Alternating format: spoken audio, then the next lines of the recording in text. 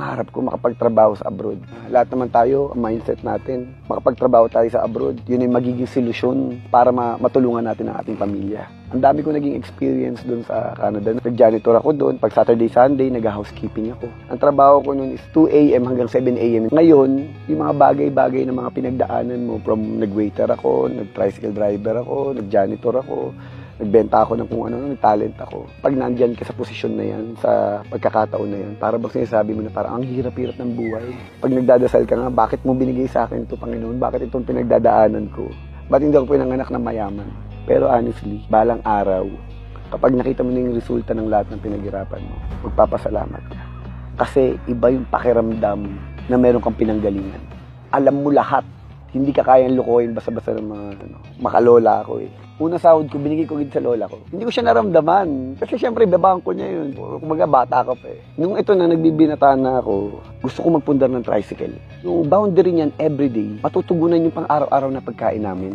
Kung may matitipid pa kami, meron na kami pambayad ng tubig sa kuryente. Kaya bumili ako isang tricycle, and then after that, nakaipon ulit ako isang tricycle ulit. Hanggang naging 3 yung tricycle ko. Okay yung kita ng tricycle ah. Ginawa ko, bumili ako ng jeep. Kasi lagi kong hinahanda yung sarili ko na, dahil sa trabaho to, sa trabaho ng mga pinapasukan ko, dahil nga 6 months wala, tapos rarakit ka sa mga meron yun wala. Kumbaga hindi siya talaga regular. Hindi mo masasabi na itong trabaho to, mag-grow ako dito. Itong trabaho to, may pupuntahan ako dito. Kaya ang iniisip ko, yung solusyon kapag wala akong trabaho.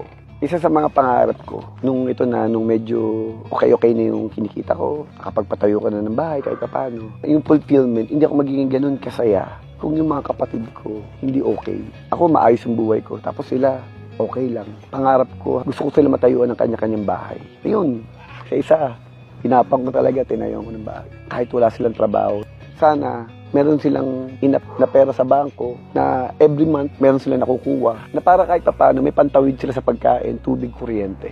Yung nagpapasukan yung mga endorsement ko, kapag binibigyan nila ako ng mga franchise nila, ang ginagawa ko, binibigay ko sa mga kapatid ko. Hindi po pwedeng lahat binibigay ko sa kanila. Kailangan nagsusumikap sila, kailangan kapareho sila. Yung dalawa sa kapatid ko, kasama ko ngayon dito sa Batang Quiapo. Actually, nahihiya ako eh. Kasi nga, syempre kapatid mo, tapos ipapasok mo. Kaso lang gusto ko sabihin, kung ibang mga tao nga natutulungan ko, syempre, tutulungan mo rin yung kapatid mo. At kung saan alam mo na maayos, ligtas, pero isa lang ang usapan namin. Sa lahat ng ayoko, yung mapapahiya ako. Kasi syempre, ayoko yung parang dahil kapatid mo, bibigyan mo ng pabor. Sabi ko hindi. Pag sumikapan nyo yan. Alam nyo ba sa bahay ko, ang mga kapatid ko at ang mga kasambahay ko, iisa ang trato ko. Hindi porkit kapatid ko, sila na yung amo niyo. Hindi. Gusto ko pantay-pantay.